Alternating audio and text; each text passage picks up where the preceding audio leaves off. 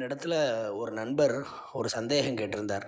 இந்த சந்தேகம் எல்லாருக்கும் உபயோகமாக இருக்கும் என்பதற்காக இந்த பதிவு.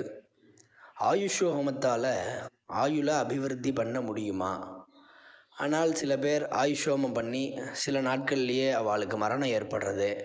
அப்போ ஹோமம் பண்ணுறது வேஸ்ட்டு தானே, அதை ஏன் பண்ணணும், ஏன் இப்படி அப்படின்னு கேட்டிருந்தார். உண்மைதான் அவர் சொன்னது. ஆயுஷ் ஹோமத்தினால ஆயுளை அபிவிருத்தி பண்ண முடியாது. என்னடா இப்படி சொல்கிறோமே நினைக்கக்கூடாது.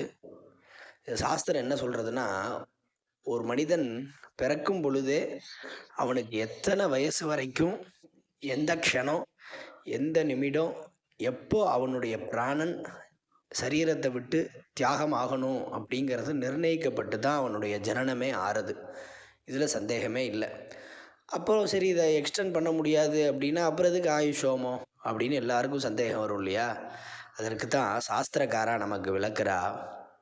விஹிதஸ்ய பரித்யாகாது நிந்திதஸ்ய சேவனாது ஆலஸ்யாத் அன்னதோஷாச்ச மிருத்யுர் விப்ராஞ்சிகாம்சதி அப்படிங்கிறது சாஸ்திரம்.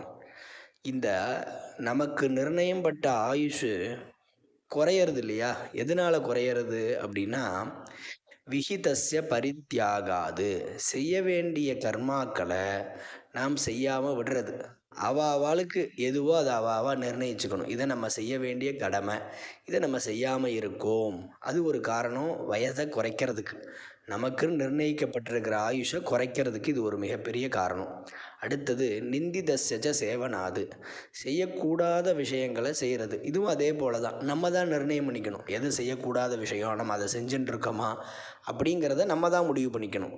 ஆண்டாள் கூட செய்யாதன செய்யோம் அப்படிங்கிறா இல்லையா தன் பாசுரத்தில்? அது மாதிரி செய்யக்கூடாது என்னங்கிறத நம்ம முடிவு பண்ணிக்கணும்.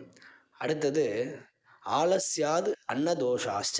ஆலஸ்யம், சோம்பேறித்தனம் மிகப்பெரிய ஒரு இதாக இருக்கிறது. நம்ம சோம்பேறித்தனம் பட நம்ம ஆயுள் குறைஞ்சுட்டே வர்றது. அடுத்தது அன்னதோஷாச்ச, எல்லா இடத்துலையும் போய் சாப்பிட்றது. எதை நமக்கு சாப்பிடணும்னு சொல்லியிருக்கோ அதை மட்டும் சாப்பிடணும். எல்லா இடத்துலையும் கண்டதை சாப்பிட்றதுனாலையும் ஆயுஷு குறையிறது. இப்போது நம்ம 80 வயசுன்னு நிர்ணயிக்கப்பட்டு பிறக்கிறோம்.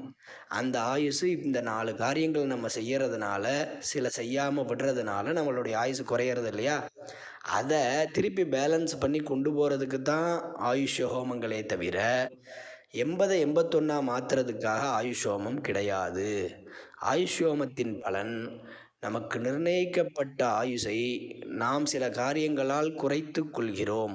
அதனை பேலன்ஸ் செய்து திருப்பி நமக்கு நிர்ணயிக்கப்பட்ட ஆயுஷ் வரை நமது ஆயுஷை நீடிப்பதற்காகத்தான் ஆயுஷ் ஹோமம். நமஸ்காரம்.